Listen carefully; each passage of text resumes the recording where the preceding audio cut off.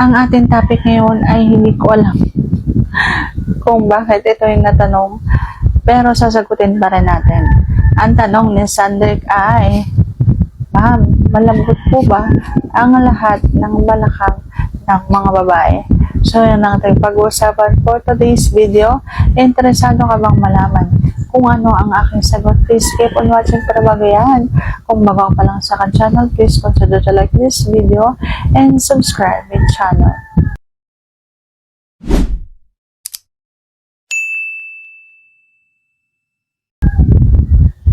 Malambot nga ba ang balakang ng mga babae?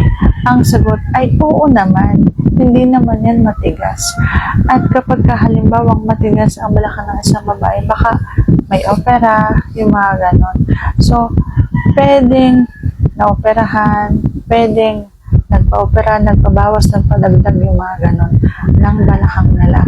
Sa tanong na malambot nga ba ang balakang ng mga babae, ang sagot ko ay oo.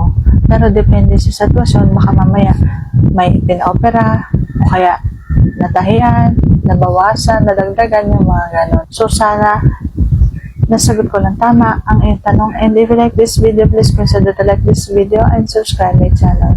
Thank you for watching. See you on my next vlog.